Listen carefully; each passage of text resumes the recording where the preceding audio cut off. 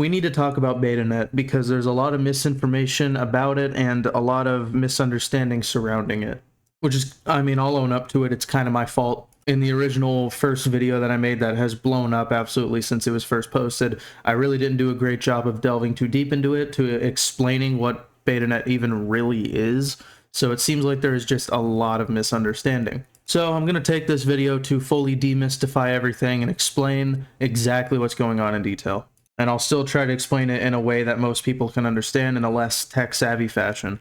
So for starters, let's get something out of the way. Every time you access a website, you go through something called HTTPS. You can see it at the beginning all the time, right here. So this is a protocol, and a protocol is a way that two computers both agree to talk to each other. It's a rule set that two computers agree to when they communicate, and that's how we have the internet. Obviously, if someone was speaking Spanish and you were speaking English, you guys wouldn't be able to understand each other. But if you're both speaking English, then obviously you'd have a perfectly fine conversation. Betanet is just a protocol. It is a protocol that is like HTTPS, that is supposed to replace HTTPS. Because you see, the internet was started by a team at CERN, and back in like the 1980s, 1990s, something like that. And obviously, the internet wasn't designed for the kind of mass scale use it has now. Because, I mean, come on, like when they originally made it, they thought that it was just going to be universities and research groups and stuff using it, not the entire world like this. The internet, by its fundamental design, is flawed. It was never made to be private. It was never made to be secure. And we've just been building on this janky foundation since the beginning. And honestly, it's gotten to a point where, I mean, there's mass censorship now. There's mass control. It's being overly centralized, and nothing's coming good out of it. That's what Betanet's supposed to be. Betanet is supposed to be a fully decentralized, totally anti-censorship, censorship-resistant network that's intended to replace the public internet. Now, you see, we don't have any written actual code. We don't have any full hard implementations, because all we made was a spec, a specification sheet, okay? This just explains in detail the protocol. This just explains how the protocol would work. It's up for developers to actually make implementations and actually start using it. No, we're not replacing TCP/IP. No, we're not going to be building physical infrastructure or anything like that, because obviously that's just not really feasible. That would be really stupid. And if the entire idea of Betanet is to blend in with regular internet traffic to try to mask it and make it more censorship resistant, then obviously we wouldn't want to go just making our entire own new thing, because that would give it its own unique fingerprint and make it very noticeable. Betanet is built upon TCP/IP. But it's just like, again, it's supposed to be a replacement to HTTPS. And, you know, a lot of people dubbed Betanet the Internet 2. Internet 2 is a nickname that the community gave it. It was never officially called this, though. I mean, it's kind of understandable because I put Internet in the title of the last video. And I'll own up to it. Maybe a better phrasing would be, I made a new World Wide Web. I made a new web. Because we're not replacing the entire full Internet necessarily. We're just making a new protocol for communicating that's actually private and secure, and that would allow people to host websites, make software, all that stuff, and would allow you to communicate with different devices in a way that doesn't invade your privacy and is censorship resistant. Now, a lot of people were asking, well, why in the world would anybody use this over something like Tor? Or hell, there's even something called I2P. Why would you use this over I2P or Tor? So let's start with the Tor network. You see, Tor has decade-proven anonymity, it has a big user base, and it's probably one of the most established private internet relays like that. But you see, all traffic from Tor has a very recognizable Tor TLS fingerprint that many ISPs rate limit or block. And it has 3 fixed hops, which is 3 to 4 times the latency of Betanet. It has confirmed flow correlation attacks by colluding ISPs that remain feasible. I can show you this right here. There's a whole paper about it. Now, the reason why some more specialized ones don't work, like Freenet, I2P, CJDNS, which Freenet specializes in anonymous storage, I2P is garlic routing, and CJDNS is an IPv6 mesh. It has no camouflage as port 443 TLS. It doesn't camouflage itself as regular internet traffic. And you see, I2P is just really difficult to get running yourself. It's just very difficult and not very feasible. It doesn't accomplish what Betanet's trying to accomplish. Now you see there is GNUnet, which is a very ambitious full replacement stack with P2P routing, file sharing, revocationless PKI, and more. It has a small active node count, which means poor availability through NATs. It has no automated TLS mimicry, and traffic just completely stands out. Governance and payments are still experimental as well. And then people are like, well, what's the difference between any of this and just a VPN, right? You see, because VPNs are ubiquitous, they're trivial to deploy, and they're very good for location shifting. You can shift your location, pretend to be in different places of the world, right? They have central exit servers that are legal choke points. SNI or SPI inspection can spot typical VPN protocols, and block lists are widely used, and there's no onion routing, which means metadata is visible to the VPN operator. So you see, in all of the ones I just described, there are fundamental flaws with them that Betanet is supposed to solve. You see, Betanet is kind of like, we basically took the ideas, all the good parts of all of these different projects, and we wanted to mash them together and get something actually great. Betanet tries to camouflage every packet as mainstream TLS 1.3 and encrypted client hello over port 443. It enforces greater than or equal to 3 cryptographically signed SkyOn paths with assigned IP fallback. It has multi-channel bootstrap, so deterministic DHT and MDNS, BLE, onion mirrors, and DNS to be specific. And as far as coming up with domain names, if you were going to use Betanet, naming needs 2 of 3 chain consensus, and identities are self-certifying. So it's a fully decentralized method of having domains. And payments ride inside the tunnel via federated cashew plus lightning. You see, because obviously the thing about Betanet is we don't want you to just have to donate all your bandwidth, essentially, and do it out of the kindness of your own heart.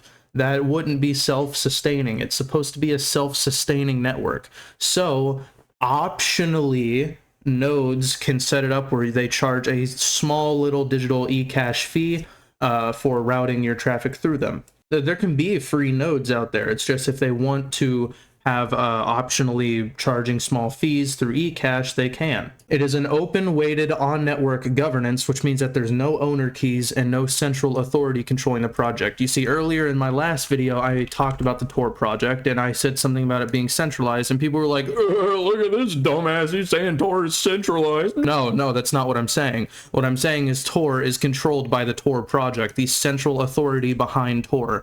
They are in charge of maintaining Tor. They are in charge of updating Tor. They are in charge of all of the maintenance regarding Tor, versus Betanet, which would be 100% decentralized. I2P, Tor, GNUnet, NIM, SkyOn, IPFS, whatever else you want to say, each solve parts of the anti-censorship puzzle.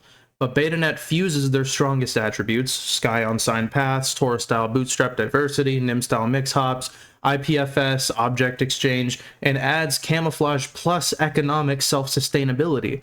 That's what makes it stand out. That integrated design is what pushes Betanet closest to the true idea of you can't turn it off without breaking everything, because that was what I meant by mutually assured destruction. I mentioned mutually assured destruction in the last video, which essentially means in warfare, and when it's typically used at least, it means basically if one country is going to launch their nukes at another, then both countries are going to make sure that nobody makes it out alive. If you launch your nukes at me, I'm going to make sure nobody gets out of here alive. That's essentially what it means. And that is the philosophy that Betanet is adopting. You see, Betanet is trying to design it in a way where the only way that you can actually shut down Betanet or actually damage Betanet is by damaging the regular internet in the process, which adds active incentive to not censor it, of course. Because if you just say, pretty please don't censor us, I mean, obviously there's no reason why they shouldn't. It actually only does them good too. But with Betanet, if you try to censor Betanet, good luck with that. You're also going to take down very crucial aspects of the regular internet, and you're just going to harm everyone in the process. Now, there's something else about Betanet that needs to be discussed, and it's crypto, okay? I don't listen. Crypto entered this conversation without me even wanting it to necessarily. I didn't start the whole crypto conversation. You see, what happened is a lot of people are confused what Betanet is exactly. They think it is some kind of cryptocurrency BS. It's not. So the reason why crypto is even involved in this conversation to begin with is because of this bags.fm fund here. So this was created by the Slammer with a lot of R's on Twitter, right? And they successfully raised over $55,600 for Raven and Betanet, which is insane. We are forever grateful for this. But you can see they raised a shit ton, a metric shit ton. Now, Bags.fm uses a chain called Solana. And Solana is an unstable cryptocurrency. It's volatile, meaning that the price, the value of a single Solana fluctuates over time depending on the market, right? Now, there's stable coins like USDC, and it is just flat. It is just a consistent amount, maybe small, very slight bumps, but it's relatively flat because it's always equivalent to $1 US. So if you even look this up, USDC to USD, it is always consistently a singular United States dollar right here. There's a full explanation right here, but I'm just going to read a quick snippet. So you see, after fees, after we converted the Solana to USDC, because around the $51,000 mark here, once this reached around $51,000, we took it out and we converted it to USDC. So now we have around $43,000, 43,705 USDC, which is equivalent to USD, obviously.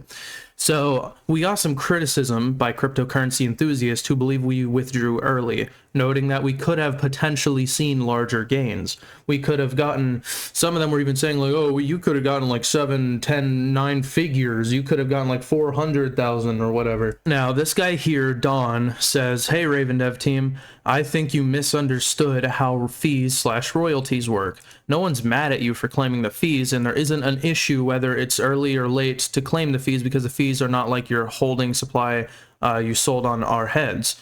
The royalties generate more and more with the volume. If you push the coin and officially endorse it and support it, or somehow the team can integrate the coin or include the CA on the main website, you'll bring in more volume to the coin, which means more royalties for the team. That's their argument. They're talking about if we kept it going and we keep endorsing it, then we obviously could see growth and we could see more volume. But we chose to withdraw and convert because it immediately removed the price and platform risk and locked in value.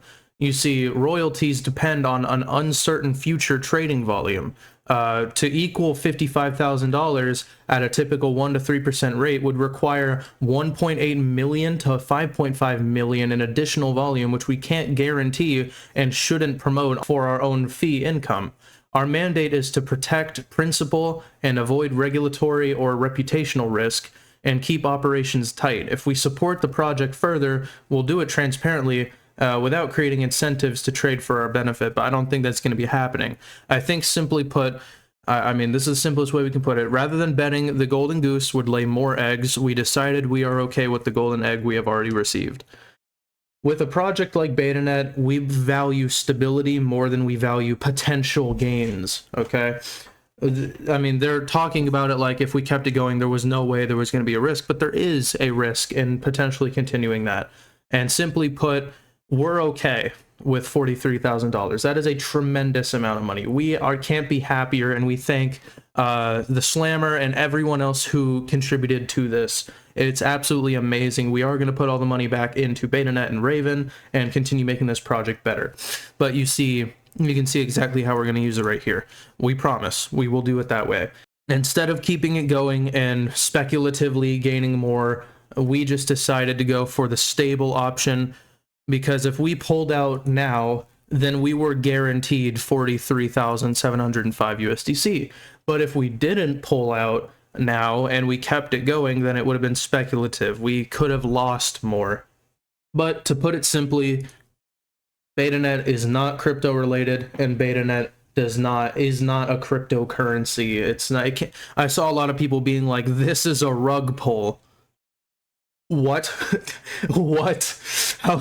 Man, HTTPS rug pull when? You can't. A protocol can't be a rug pull, dingus. Oh yeah, and if you guys are wondering where a large portion of the money is going to, it's going to bounties. So you see, we have a $12,000 bounty, an $8,000 bounty, 4,000, 4,000, 4,000, right? Of different things that people can create, different ways people can implement Betanet. And if you implement these things, if you make these things and we like it and we review it and it is a solid full-on implementation, you can get paid out these massive bounties. So if someone makes a high performance NIM mix node in Rust for Betanet, they will win $8,000. Now you see a complete HTX client server crate. If you make this, you'll get $12,000. Now obviously, now one criticism we got is that the specifics of what we're looking for isn't fully clarified. It isn't exactly like this isn't as detailed as it should be. It's too concise.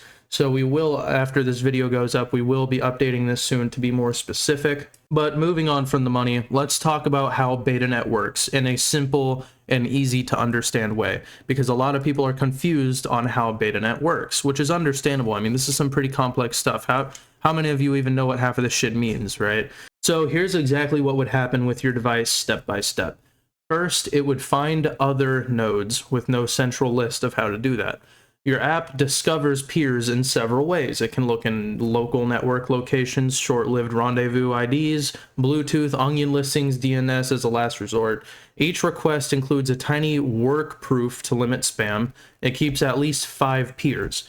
Now, it tries to blend in with normal websites, so when it connects, it first copies the fingerprint of a real website with the same TLS features, same ALPN choices, same HTTP quirks.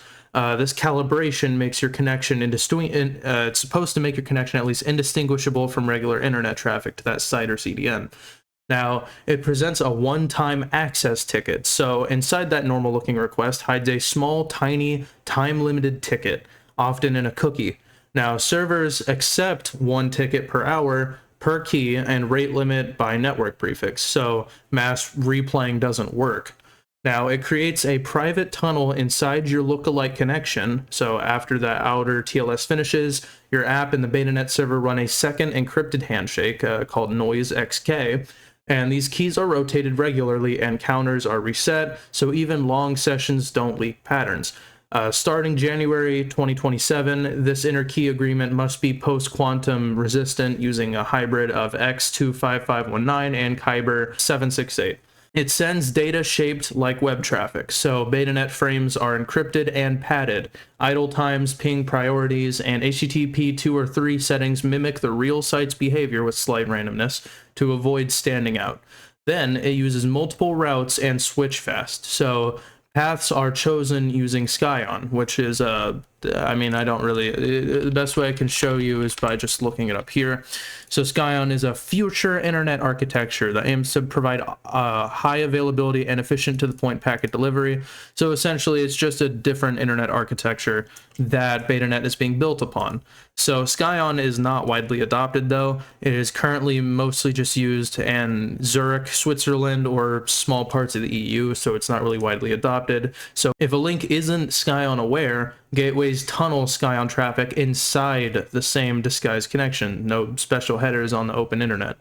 Your app keeps up to 3 validated paths and can switch within 300 milliseconds if one degrades. If it tries to quick first, then falls back to TCP with extra cover connections so a sensor can't correlate the retry.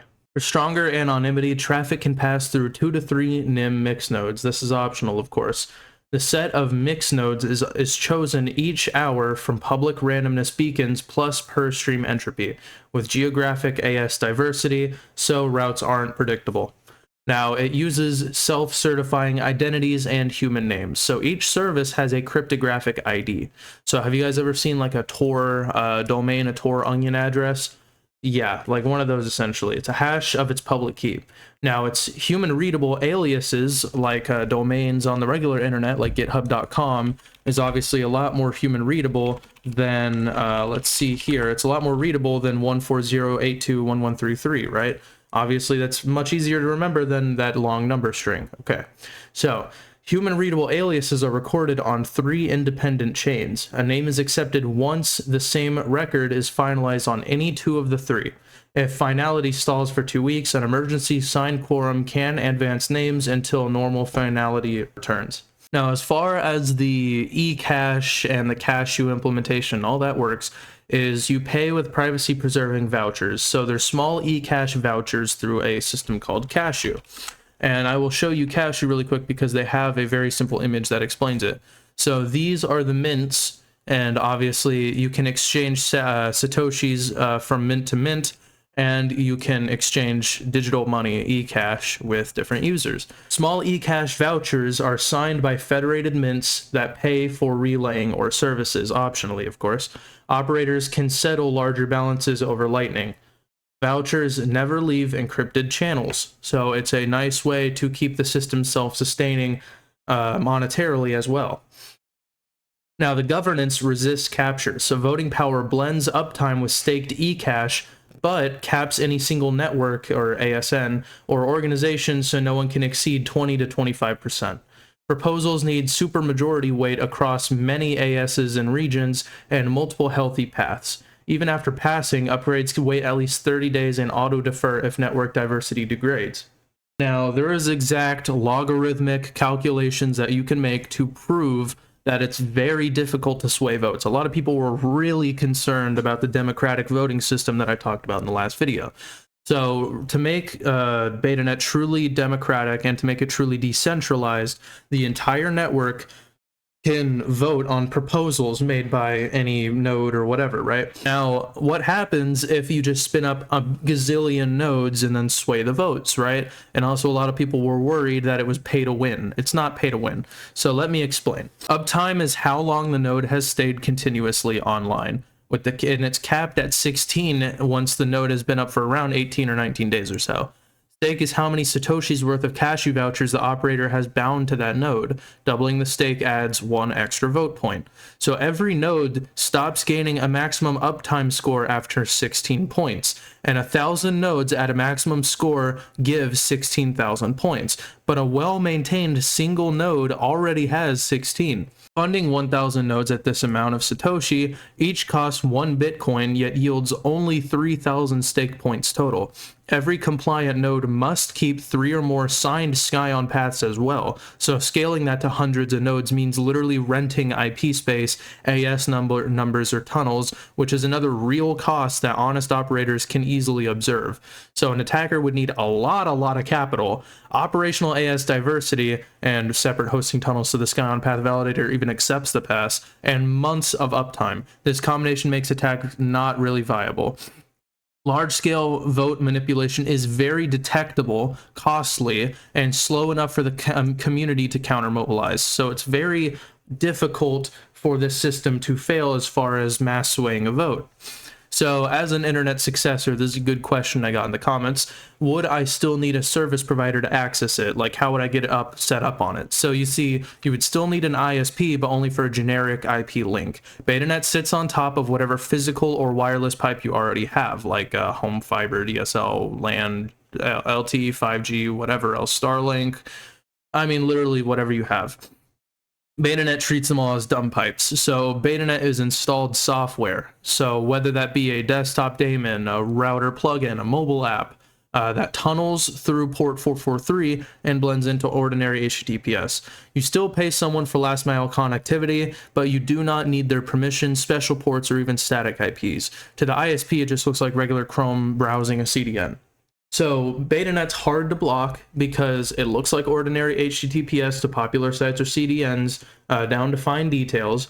Multiple fast switching routes with Scion and tunneled bridges. It covers traffic and randomized timing to break correlation. It uses rotating puzzle-gated bootstrapping with no single choke point. It has an optional mixnet layer for stronger unlinkability, and names require 2 of 3 independent chains, so no single chain can censor you, and each chain is independently ran. So to wrap this all in a single sentence, Betanet's a peer-to-peer network that rides on top of ordinary HTTPS, copies how real sites behave so it's indistinguishable, it routes over multiple paths, optionally mixing traffic for privacy, and it uses multi-chain naming and eCash payments, and governs itself in a way that no single actor can take it over. It is a truly uncensorable, decentralized alternative to the regular World Wide Web. That's what Betanet is. It is a protocol. It is a specification for a protocol. It is up to developers to make it a reality. And that's what the call to action of that last video and this video is. Developers, we need your help.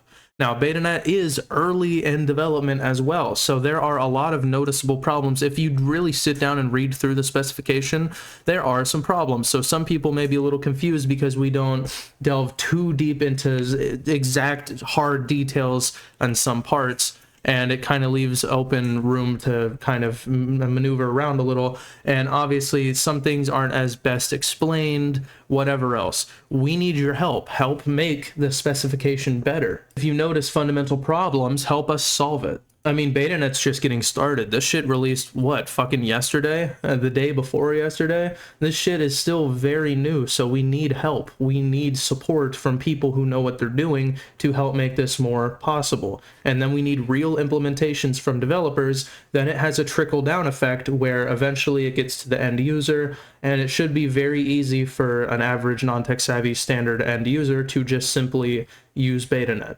Help us make this possible. So really, that's about it.